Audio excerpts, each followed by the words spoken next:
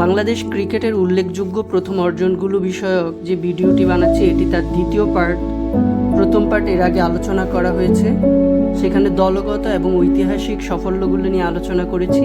এখানে হচ্ছে ব্যাটিং মাইলফলক, অর্থাৎ বাংলাদেশ ক্রিকেটের যে সকল ব্যাটিং নিয়ে যে গুরুত্বপূর্ণ তথ্যগুলো সেগুলো যেগুলো পরীক্ষায় বারবার আসে সেগুলো নিয়ে ভিডিওটি। চলুন শুরু করা যাক।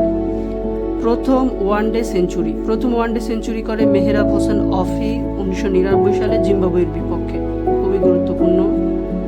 প্রথম টেস্ট সেঞ্চুরি, এটা হচ্ছে ওডিআই সেঞ্চুরি, এটা হচ্ছে টেস্ট সেঞ্চুরি, আমিনুল ইসলাম বুলবুল 2000 সালে ভারতের বিপক্ষে। প্রথম টেস্টের ডবল সেঞ্চুরি, মুশফিকুর রহিম 2013 শ্রীলঙ্কার বিপক্ষে। বিশ্বকাপে প্রথম সেঞ্চুরি, মাহমুদুল্লাহ রিয়াদ 2015 সালে ইংল্যান্ডের বিপক্ষে। টি-20তে প্রথম সেঞ্চুরি, তামিম ইকবাল 2016 সালে ওমানের বিপক্ষে। 3 ফরম্যাটে প্রথম 10,000 রানের মাইলফলক করেন তামিম ইকবাল, 2017 সালে এই মাইলফলক স্পর্শ করেন।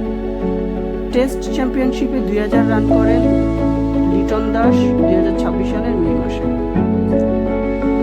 এখানে সবচেয়ে গুরুত্বপূর্ণ হচ্ছে নামগুলো, সাল তেমন একটা আসে না। প্রথম ওডিআই সেঞ্চুরি কে করেন, প্রথম টেস্ট সেঞ্চুরি কে করেন, প্রথম ডবল সেঞ্চুরি কে করেন।